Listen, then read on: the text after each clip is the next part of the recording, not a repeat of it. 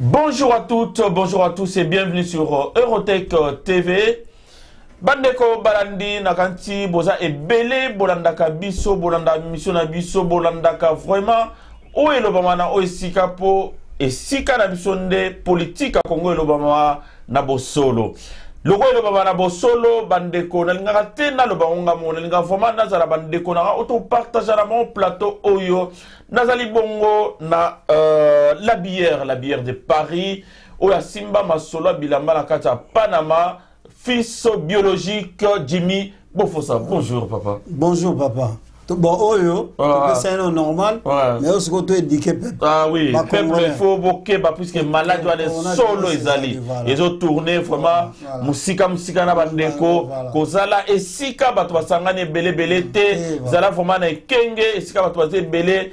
1 mètre à distance, donc on est quand ils ont l'Obama Bolanda vraiment à conseiller puisque Tolingi vraiment bino mingi, Tolingo perdre moko na binoté. Tous allés ensemble, mais tous allés ensemble pour longtemps. Maître Chouramboma, bonjour Ndeko. Bonjour, honorable Eurotech. Ah, Tozana Nakuta Lissu. Merci Minginaba Sportif, nous surtout pour la première fois qu'on Sabino que na début émission le 27 Oyo Tozana Toulouse. Ma maman est à Toulouse, ma papa est à Toulouse, bas sportif nous soit à Toulouse, équipe mon Eurotech est à Toulouse le 27 Oyo. Donc bon préparer ma émission, dès que toko sola, ma question à laisser partir mon peuple, il y a politique, il y a ma société, nous Tozawana pour la bino le 20 donc le 25, le 26, le 27 Tozana à Toulouse. Il y a bandira mna noso mama Toulouse bobongama tozawana tozaliwana bandeko balandi tozaliwana na invitation ya Esther Blessing association Sika oyo ezali kosala ete idéologie ya président de la République ekende mata donc azaliwana pona kosalisa ba mama oyo bazali na pasi pona kofuta ba maternité ba mama oyo na ba papa o bazana pasi na bana pona kokena bopito donc voilà toko beta be mission pona ko expliquer ndenge nini Blessing Esther Blessing association na Kinshasa ezali ko fonctionner donc ezali bongo dirigé par mama Mabipendou so webi ko za mona Toulouse zana biso mkwana bandeko toko partager be mission ensemble. Donc, si vous avez bien, vous avez sonité, même si vous avez sonité comme quoi, vous avez bien fait makasi, vous avez bien alors, papa, nini santé. Est-ce que l'ibota est malam? Santé est malam, l'ibota est malam, surtout l'ibota n'a ya INT. Na souhaité une bonne fête à droite des femmes na basi nous soit INT à travers maman Amida. Voilà, moni aza maman aza toni la motema malamu, azo travailler pour la société. Bino mo boyebi ka pesa ki don ya groupe électrogène à mama yemo moni toza na bato baza mité mama lam lora mama mida mais au mona sali don bato ba komi ko critiquer nazo comprendre te mamne comment na Congo. Voilà donc ya moni na saluer président national président Vita Kamere na pesa Mbambote na fédéral Biongo na équipe monio sur France. Voilà. Bonjour fédéral Biongo. Biongo la plaque tournante génie. Bon petit groupe et ça la teba lo baté. Alors Ndeko yo boni santé boni.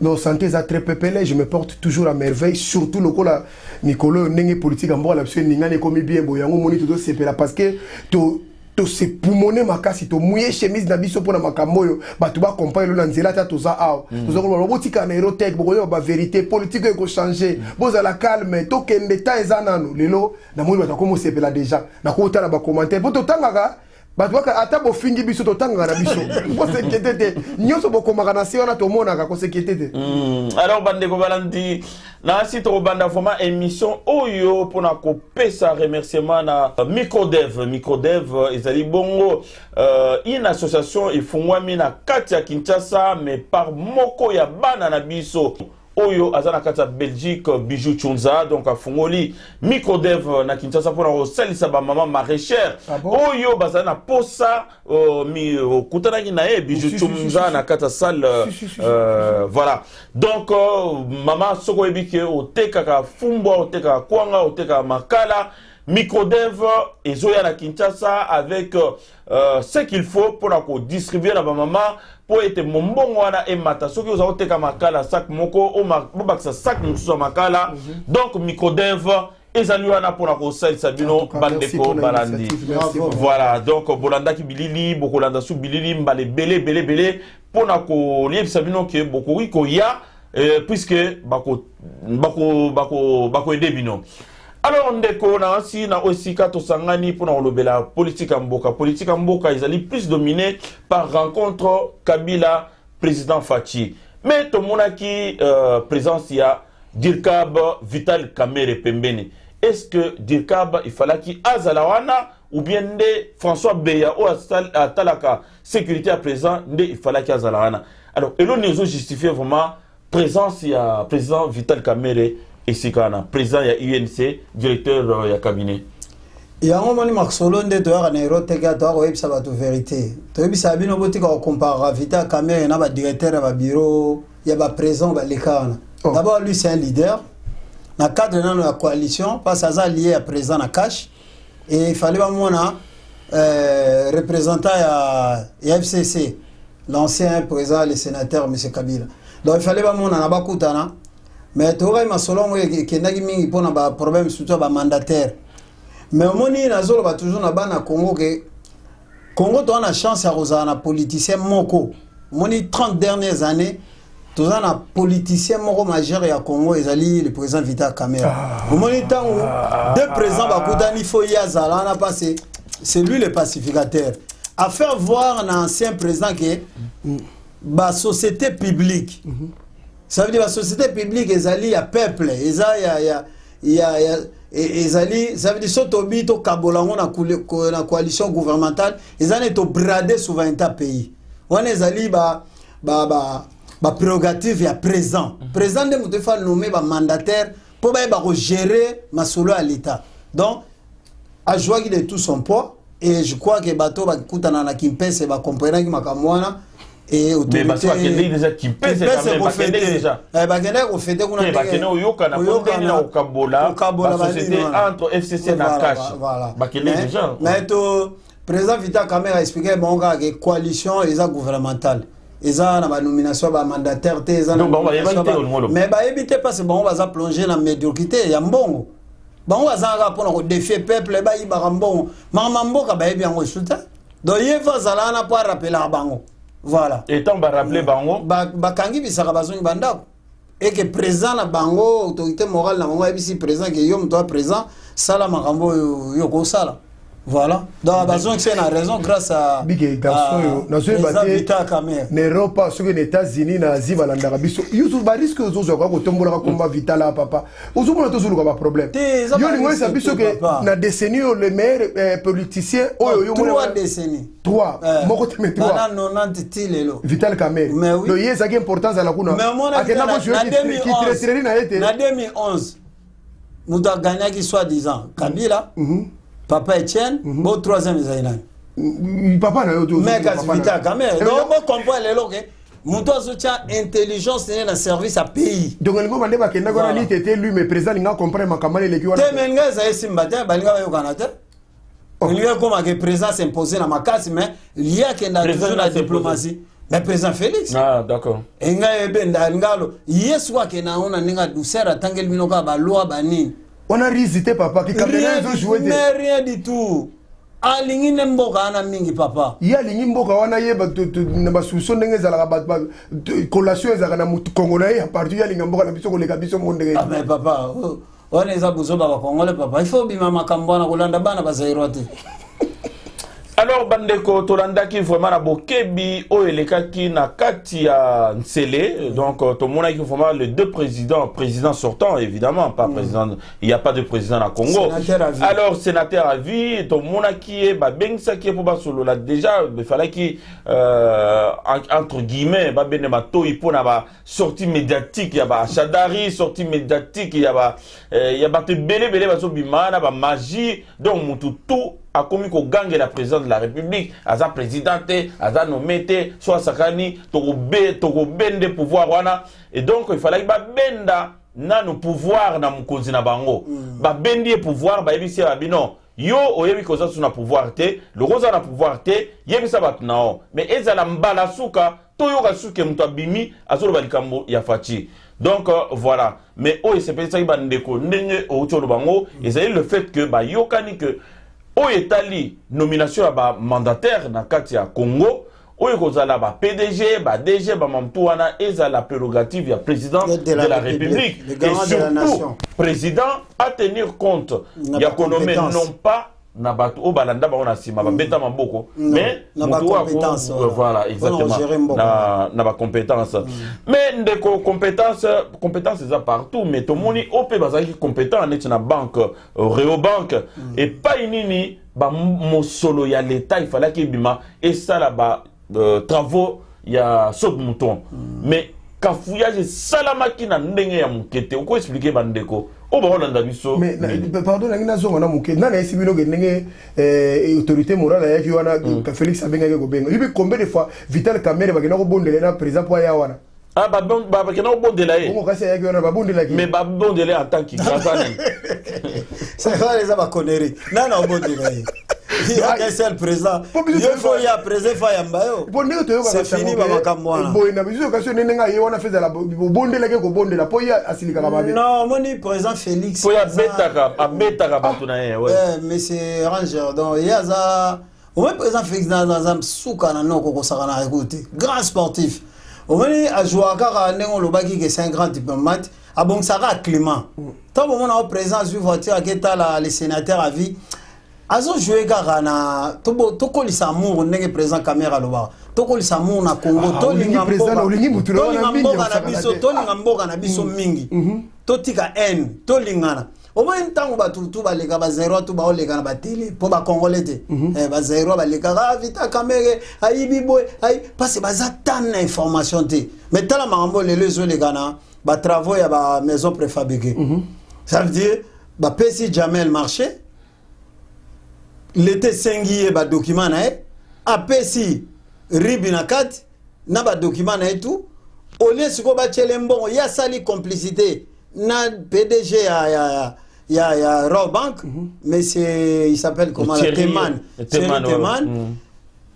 bazana dédoublement à société ba na rib musus ça veut dire bon à l'été ye Thierry Teman a viré en week-end en étranger na Liban mais côté yo président Kamerhe samba ke mututu moyibi boy na boy surtout ba groupe wana lelo ba bundi wana ba to IDPS na sala ta 20 missions na opekisa bango ke boti ka justice ezali boti ka ba accusation ba bundi ou bien beti bango na soda te kuna eza penda ozoye bate nana zo beta nana zo beta mutu to pekisa bango enquête na komi na suka te neli ozo ba ke Vital Kamerhe azé parler. Mais papa, mais bah si nous bon on est qu'un étranger. Vital Kamerhe na Kinshasa. Appel libanais. Appel libanais, c'est un Congolais na Kinshasa dire au service du président.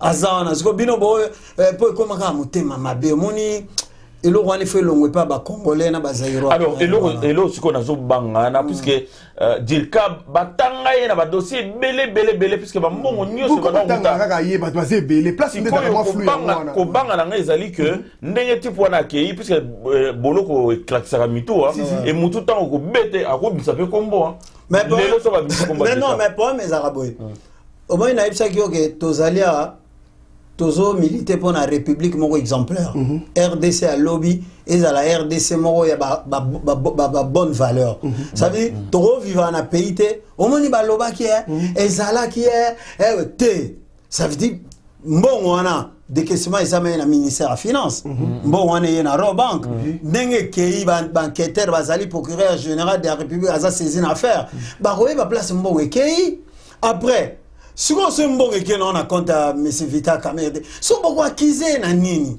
arrêtons avec des accusations gratuites aux Zangatina, aux Zanga kolaksa mutema mabe.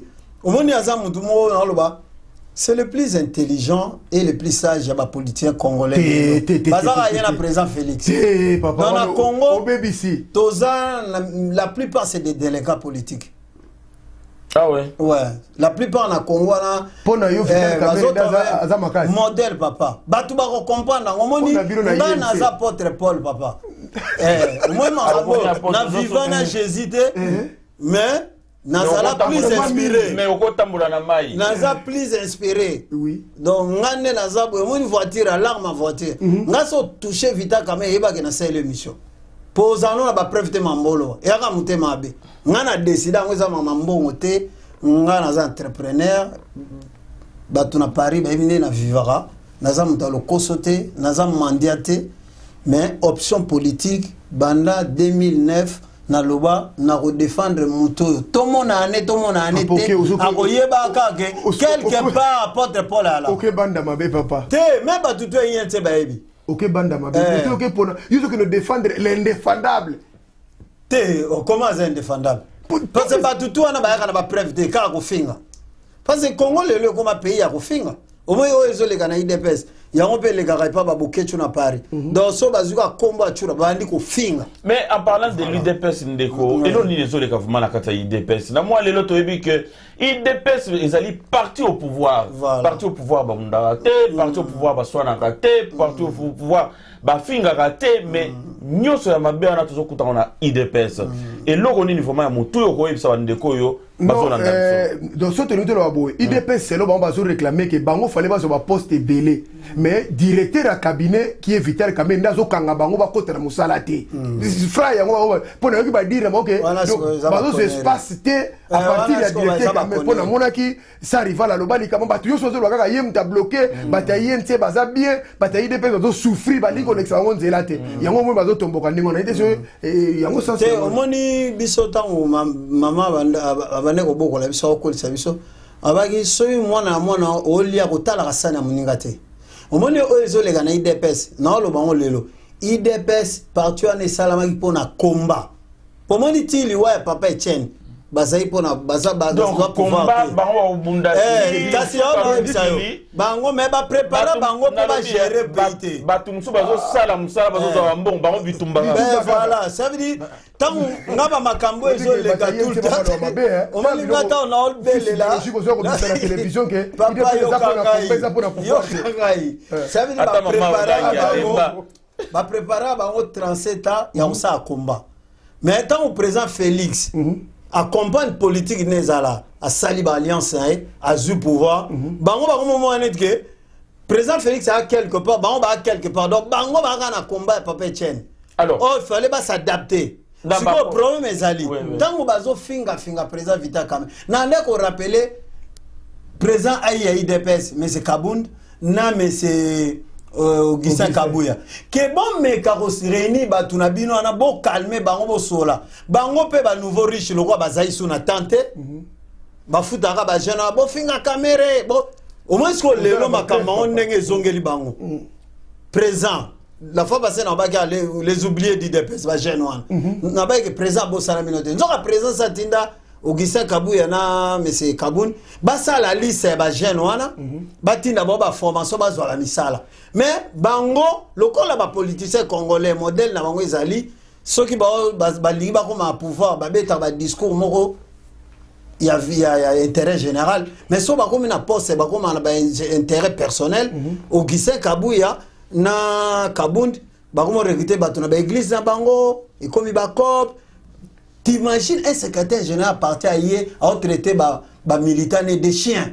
Pas longo les chemises à bunda. Ah ben on va cher. Oui. Bateau IDP soit parler. Pas longo les chemises à bunda na militant mo ba benga ke bujimi azakana liboso à siège à te kabilo konaye. Ba bunda. Voilà, fils Mukoko. Oui. Qui Gili. Qui encore Abéchol. Tout le monde sur des chiens. Ba yo kaso atete bon des chiens. Yango moni ba tombo kaki mabe.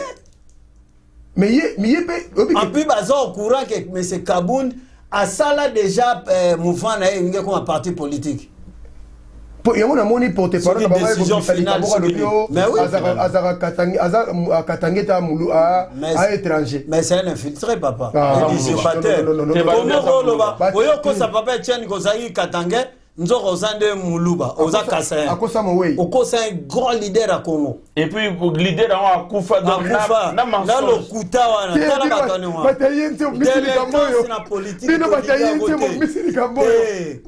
délinquance na politique tolinga. On peut pas avoir des délinquants au sommet de l'État. Non. Bilo on fait ça là. Il y a un temps sa présent Vital Kamé qui Yungulu. Batouana tout baza pembé. Nana Yungula papa. Nana Royungula. Ba combattant bazo yungula non, on a bato balabala, il faut au moins te balobi sur il faut Kabuya na Kaboun bakende.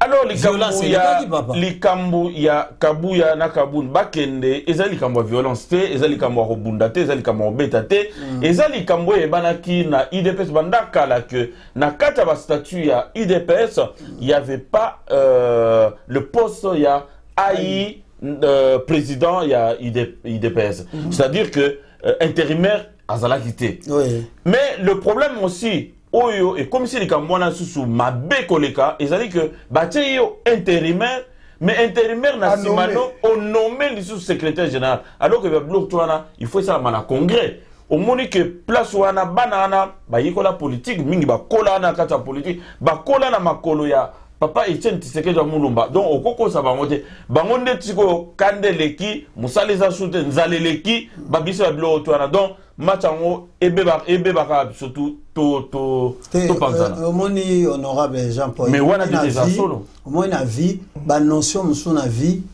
évoluera. Ba innovation ba esala ngo. Mais moni politique ba ba no que papa. Mais statut est évolué. Statut ezana aïe azalakate. Mais Kabundi na benge nouveau riche. Ça veut dire a bosana ba makambwana tout. Parce que non seulement nomaki Kabundi, kasi mbon côté papa. Dans ce biso genre ba politicien Congo, ceux qui ont pouvoir peuple na ko edebino, so komika na poste bou. Ano calculer no mamne, il faut son babandako pour congolais pour na ko riche afiso so mandako. Mais ba mentalité nini wana? Congolais pas comme na mbongo fa yiba na so mandako. Mais ba kenda no malembe. Omwe bango bazozo sous temps même ya ko éduquer ba militant na bango te. Nakin okende malembe na ansi bande ko nazo pesa bino mayele te pour que no yiba mais okende malembe oyebi que batumsusu basala kaka 3 mois balongoli au député et balongoli au ministre. Au komika boye 2 mois oyoka oh non mutwana Mobutu moi ça bimane o wana pe bimanae pas aller. Mais c'est comme ça. Il y a un donc mang faut. Biso toza ko prendre et pas à présent Vita Kamere. Moi va représenter bazani de papa bio. Oui les garçons les garçons qui la télévision ils vont prendre des certificats comme on dit charge au même sola na ai ça ngomoni président Zaboyi azamutumo boy. Ponga na za porte-Paul. Au moins na ba disciple bavana président Vita quand même azali parce que lui il a conseillé comme Jésus na Congo. Mutu moko ndime le loté mais ba ndime. Mais ngana za porte-Paul. Non nazo sala mino ba révélation sur Mutuana. Un jour bovana ya Jimmy azanga na raison. Kabundu yo to de tomoni akomi parmi les 9 frontières à Bimi Gourate. Kabundu c'est so qui a infiltré. Nenge to comprendre c'est quoi que ça papa Tshisekedi na identité. Ah donc aux conférences on a vu que aux comprendre. Mais pas c'est porte-parole Mutora professeur Paul Chilumba Roko Sate. Si. Allo bien ba e ba ngo mais alors bon bakara na nenga greco. Chilumba longola ina masolo et on a peut-être azo répliquer par rapport à ba collègue nation les lezo senga bana bango fo za ba honnête. Batika ko vanda na babuzo baba. Donc yozo croire na makambu Paul Chilumba alobina. Mais na croire na ngo passer au moni section présent na tango comme ya présent Félix Tshisekedi tango comme présent bakabundi na bakabu fallait travail na bango ezala ya ko solaka na ba militant au moins des papa bien wa salara au vandika ba bengo Jimmy na garde du nord oui bo vandi a briefer yo bo sololi au moins azara c'est un patriarche ça veut dire au solano azo expliquer abi que yo za molobeli ya INT talande rolo ba talande rolo ya na bien moi ba politicien minga Congo baluka ba approcher président Vita Kamere apprendre bon la politique apprendre bon ba manière pour moni des autres tout eza lelo o ebimi na IDPS mais to banda ko condamner ngo ngana salata 30 émissions mettre chou aloba ba tutu ba loba mais est-ce Kabundi na Kabuya bazangi na temps il y a qu'on s'occuper de ba militants mais non c'est de nouveaux riches il faut ba tonga banda kuna bango et traiter des militants des chiens, voilà. Ils sont même mal éduqués.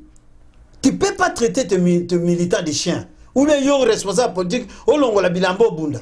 Mais nous sommes dans quelle république? Non, mais tous sont condamnés par médiocre, par FCC, mais on va ça, on va bilamba bunda. Mais non. yango mona na biso parti o ezali discipliné le roi yente na Congo ezati te papa wana pona bino. Alors bandeko na si vraiment to poussa na vraiment malembe na kata maso na biso lelo tozali na ba député tozali na ba ministre tozali na ba o ba bengi ba honorable ba dignitaire ba kombo tu ya bien wana o tuka yoka awa na ba poto te to sala longtemps awa mais kuna ba kombo wana déjà so yoka kombo Obino mutwana zo ya koza la mbinga lo kwa mettre sur la bombe. Momoni mutu mo azo bimana. Ah ça mais on est honorable mais bon, ils ont pour minimiser tout ça na respect mingi na batu oyo bazo lever la peuple na kata parlement mais oya motu ya koyeba lelo ezali ke batu wana basalaka semblant ya kolobe la peuple mais na bo solo balobe la peuple te puisque tant yo tali mutu le roi Eliezer Tambwe azali mutu abunda na kata ba media na ngasi deux fois te na tant wana yaza obunda na ba media mutu tous aujourd'hui information pas Eliezer Tambwe te c'est-à-dire nano s'informer te mais to eba ite que Eliezer Tambwe azala ki pe na ba pratique moko caché Eliezer Tambwe azali mutu moko bon na évité ndenge na zoli bambongo na ye atongi ba immeuble na Mbinza Pigeon atongi ba école mais lelo ya kokamu ezali ke na kati école wana tango président Fachi a instauré système ya gratuité ya enseignement biso kanisaki il fallait que na mutu lokwa Eliezer Tambwe abanda déjà kotisa bana na kati école gratuitement. Voilà. Ce n'était pas le cas. Et en plus de cela, batu oyo bazo tangisa, batu oyo batanga ba classe pour na kopesa bana mayele, ba futa kamaka lokwa ba chien. Alors, et ya ko kamo izali que est-ce que batu wana bazali vraiment na leçon ya kopesa lelo batu na kati ya monde puisque Eliezer Tambwe afutaka professeur azo pesa cours maître ou maîtresse azo fute 105 000 francs congolais équivalent à $65. Donc c'est-à-dire que aza n'a aucun respect pour la peuple.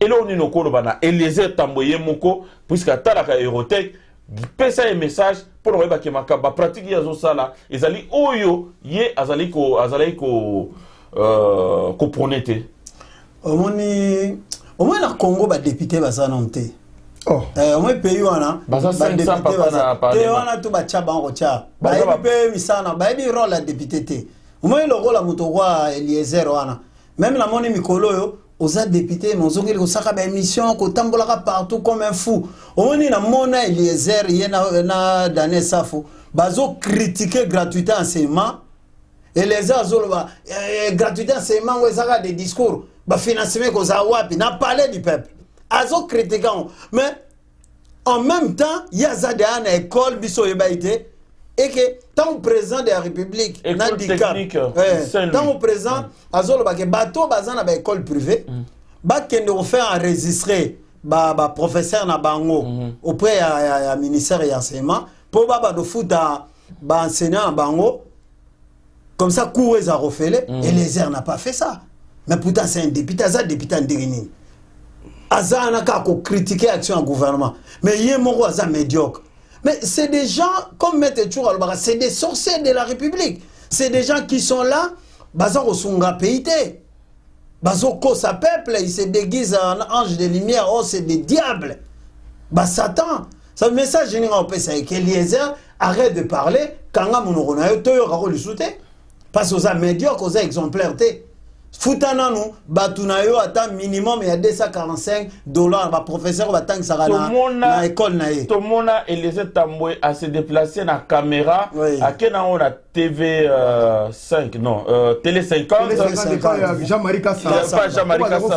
Bazon futa batute. Voilà. A poser ma question.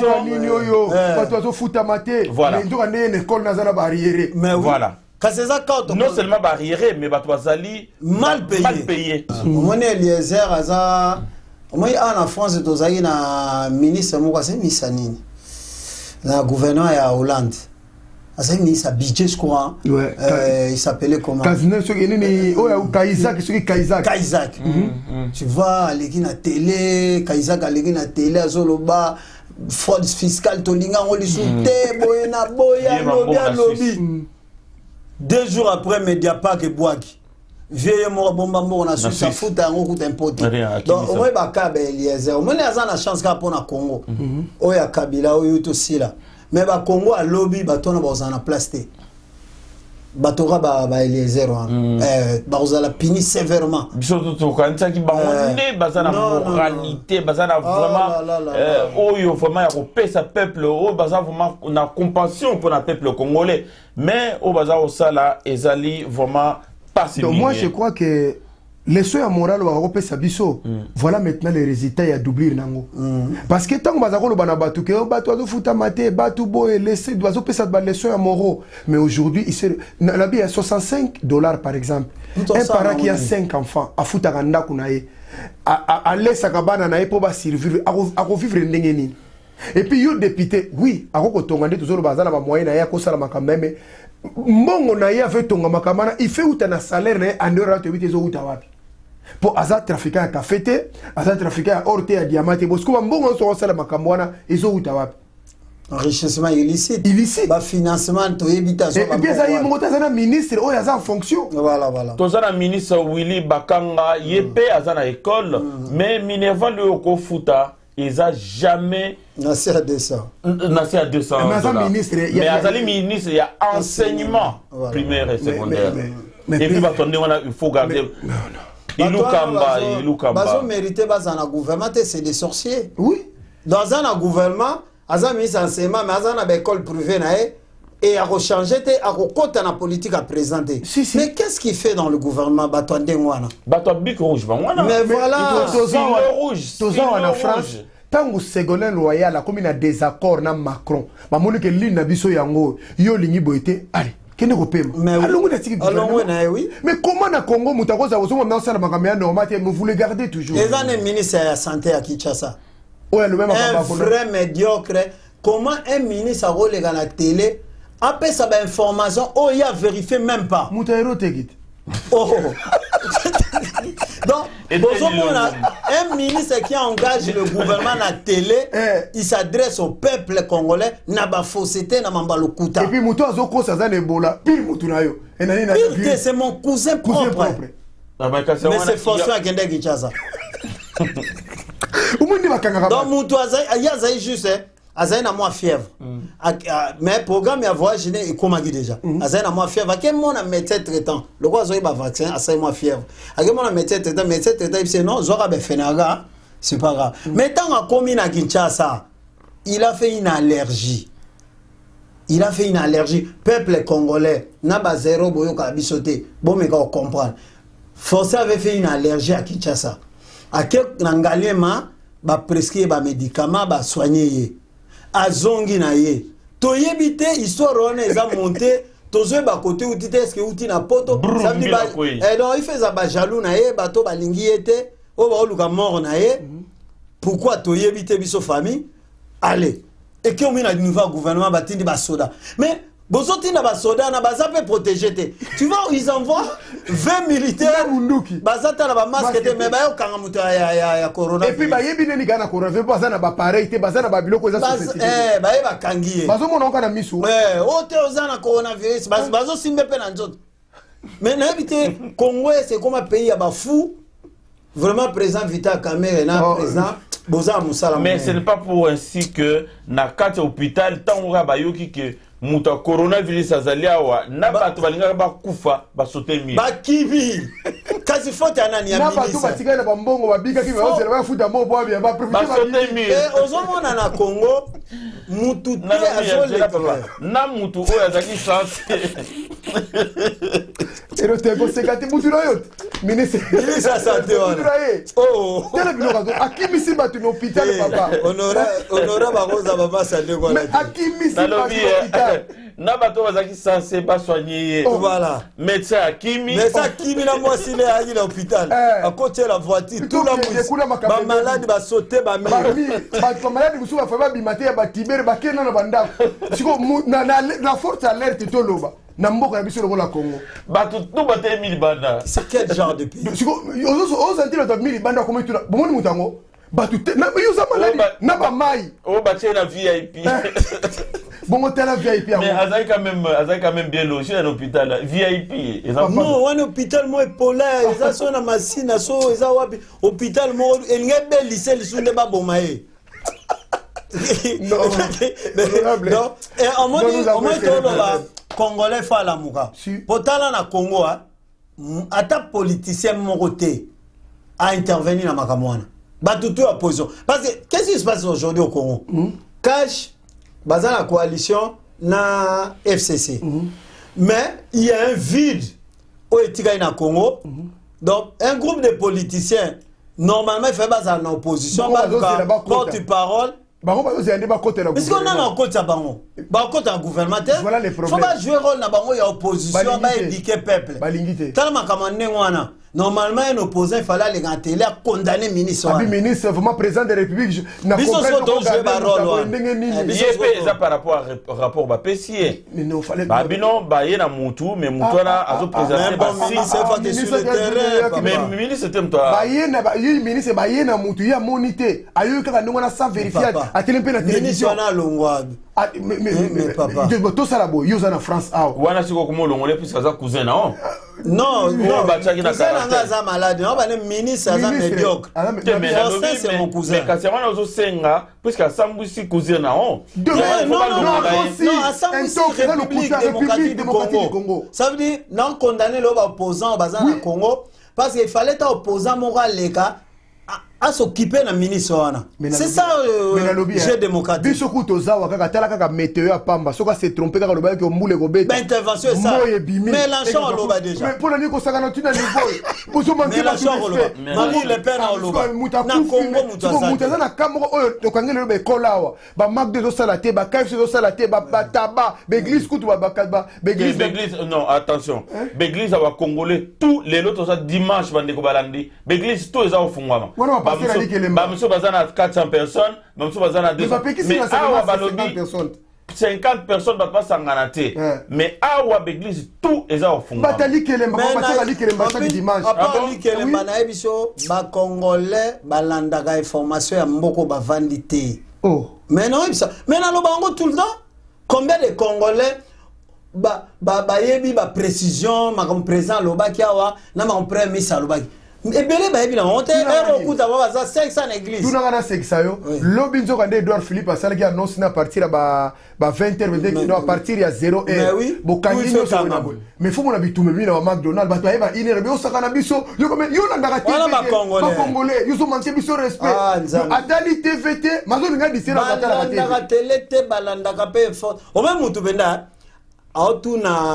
a connaissance dans le à quelque part, même quand vous faites ça, vous avez dit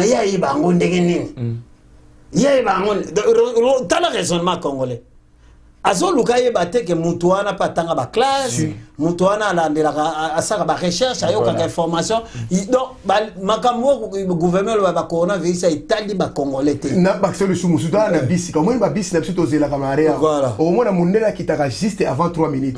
Avant 4 minutes mona mindele ba kiti. Mais congolais vandaka 1 heure du temps na 4 secondes na zela. Ayebi ne le goya te maika na télé. Tani écouta otala pe programme te. Ya zo zela ka tiller bisi goya. Mais au moins dans 5 minutes mona mindele ba kiti belé. La différence. Manque d'intégration. Alors, Bandeko Balandi, formato commun, format souka ya solo na biso otobongisa ki leo pona bino. Mais Zoé bayoka ki na justice. Alors, Bandeko wana Kabila Zoé azaki mutumoko intouchable. Le roi Jeannette batu nyoso o bazaki nzinga président à l'époque président Kabila. Bazali batumoko ko poussa na pembe na bango te pour inquiéter bango mena moi lelo Zoé azaki interpellé pour la likambo songolo bandeko bonandaki information ndenge nini. Non mais en fait ezaboy au moni so tozolo ba Zoé azaki intouchable to komo ne ba congolais to ba zoba to ba yuma nous avons pas des ezalaki bongo ndeko ezalaki mais quand on solo mais ezalaki bongo pona nini elotek Zoé a la compétence aux la gouverneur te vraiment même pas chef Matuka. Mais voilà. Même pas chef Ali Bongo, le roi de quoi. Matuka na nous balabala ni balabala non chef de riz à ça la montée. donc eza na buzo moko biso ya Congolais to avala ti na niveau to komi na niveau pourquoi pas intouchable na mboka lokola Congo o eza Congo ya Kasavubu ya Lumumba ya Musée ya Bakipamvita Congo ya batu nyustu bat une clan ya famille ba koma ba intouchable c'est ça le problème to kozongela la phrase ate eza honte humiliation pour na biso toza humilié na Congo toza humilié sous na poto par groupe des groupes de même bandits sous bavandi sous na poto ba se constituer des criminels des djihadistes pour na ko déranger un peu le Congolais. Mindu ko taka na mboka na chaque jour belge balobaki ba journaliste belge donc c'est-à-dire que ba mindu ki oba na ona est et utaka kota Tanganyika si mais c'est bon monde la cosa que na lobby donc c'est-à-dire que ceux qui par exemple le commandant suprême ya armée Félix Antoine Tshisekedi a commandé Minduki et côté la na ngambo ya wana ya yete ah d'accord Minduki ya Zoé tout le en fait bazai ko préparer ou coup d'état ou un grand rébellion déjà Kabila le pétrole ka Kabila groupe na bango si ko yo tangu rencontre na Salami des grandes surprises tata na ya zalaki yo yazolo tata na yo wana Vital Kamerhe na o musu na ni directeur ya Sabe tangu bafandi Félix yebi kaka diplomatie boko sola matre mais je ne comprends pas pour déjà ba interpeller qui déjà Zoé parce que na kisasa ba benga ba tandaki déjà ba tuni même papa mindu o ngaite nazo comprendre que ya mutu bongo ya côté le andeni et kota ka wandengeni te ya bo vana totana ya mona ke na poser candidature kuna pour ba imeke kuna frontière ezali voilà alors et ko sala ke tangu bafandi Félix Tshisekedi mninge ba finga ina tous les mots à traiter na tous les mots diplomate c'est Kazali ainsi Kabila mais je ne comprends pas il y a des armes qui entrent là-bas à Tanganyika apparemment ils a yo bozo linga bossa la coup d'état pourquoi oh papa ndeko tinga mena mboko na vandi nyebo tela bangando na mena que ça tu bloque boy ngaba tuté mwana wana zo mais non apparemment to tunia lobi eza yo bo tune bien ngaite et puis bozo ba disposition ceux qui a lobby eza ngai ou bien eza bozo ba disposition no sala musala justice sala musala tala et puis Kabila de la monnaie bela gaza affaibli na comprendre pas bato zo ili kolo ba comprendre et si Félix Abi makambo eza na pouvoir na yo sala makambo eza na pouvoir na yo à partir de lelo kofinga dérapage ceux qui besoin na justice sala musala et sala musala ndeko manduki zo côté la kota Tanganyika kala mingi tie mobulo na Congo tozo zipa côté ya tokanga côté ya est ba Minembwe ba Ituri ba tout ça mais côté msuna Tanganyika na CC mindu ezo côté monte que eza poche et ko créer poche moko ya résistance na sekuna et yango omoni elo mona lina loba moni président andima ki coalition eza pour apaiser le pays omoni belage ezaneti tangwa Salomon je crois basi mbeba owela mwana si mo lobi ote boma mwana musabi te bo pesa e mwana mam président Félix Osala ça veut dire zo me m'appelle le roi zape na pacificateur pembe na Vital Kamerhe bazo me mamboka na paix mais au monde loko zo boma batu FCC no ala bisa et loko e boma batu FCC ngana o comprendre que esprit ya pharaon e kanga bango ba donc pondeza na bazapenda appeler ya kozala détruit batouana ba kozala sur na droit à vité ça veut dire président Félix a tiqué le bango tana ya ba se reconvertir mais ba ligité au mona makambuto passé na Congo yango wana ça veut dire président Kabila ancien président Kabila na ba petit frère na famille na ba so na 8 personnes peuple à 80 millions mais ba mona na batu na bango FCC ba mi biona tout balanda bango ba mona ke ba ko toujours ko kanga pays en otage il faut ba arrêter au moins il a zo as interpellé makambo ko kota mindu biona biso tozai na courante bato libanda déjà à partir de Belgique ba publier qui ont déjà donc zo nengezana il faut expliquer justice à Congo mindu ki on kotaka ekendaka wapi yena viena e poso batuni ya zo ga ya donc ça veut dire comprendre que groupe ya ba malfaiteur ba cordé bino grâce moko bo changer bolingi na binoté. Donc, ils sont appelés à être détruits. Un jour, au Mona, on ça sort le FCC. Voilà. Donc, lecture dans alors, Bandeko, Balandi, vraiment, la canisi, to parcourir, bah, point nyos, to bon qui pour la bino na moi lelo, sauf ceux qui Bandeko, tout ça, on a plateau, bazar, les Kamoro Bakissa. et puis voilà. Moi, il y a un fils biologique qui a Vital Kamere. Bon, si on a 2023, tata a vu dans Zorobani. Pour plus de l'une, abisso et la Makamboana. Te au monde il y a ma solo émission moi Elanda ina ibite tozaki na yo merci na lobaki fédéral bionga ebi même président national monsieur Vital Kamere ebi to lobaki au monde parti na biso za parti ezali le plus discipliné à Congo ma solo na to solo ngo chuté wana ezali président Vital Kamere ba solo na ndeko na e mukolo question ne ko se posamien na 2023 wana biso moi yo mo bi kawana to ndo pe ça va koloba lo bata niveau basuki to biso to lo barate biso to la discipline à partir voilà biso to ba taper alors moi li lo basuka ndeko to komi vraiment na suka ya makambo yo to fandelia voilà nga nazo saluer d'abord chaîne na biso moneno ya mbarabiso Erotech TV na honorable Jean Paul Ndao pe sa biso occasion ya to informer bino peuple donc bolanda rande chaîne oyo bokozwa ba information vraie na oyebisa bino ata bokosilika bozofinga mais biso to pesa bino makambo ya vrai oyo eza ya solo voilà donc on a salué Bama Satou madame Nanga maman Eve Bofosa on a salué pe la mère des 5 ya Massa Nanga Choramboma on a salué ba maman to INT fête les gars qui bien à Belgique très bien Bernadette Chongo c'est des femmes qui bougent au moins biso na INT za la mibale za basi tozo bouger tozo na activité netinga les entrepreneurs hommes d'affaires na salara bo jour so ba bengai na za ba responsabilité côté ni lisus bo bino na INT bo salara bo côté la mtuzu bato basala na nte yango ba problème pour la président Vital la présence yo pour mutu en tout cas voilà pesa na bato nyos merci mingina en tout cas Madame Vital Kamere au pas à bi côté la ba sala ka côté la ba chômeur parce que pas les ba ma moto ayi abimi alongo ni chemise ba bunda la milita oui pe malasa il yo juro ko makin kokoma deuxième militaire ba ebi ke la botade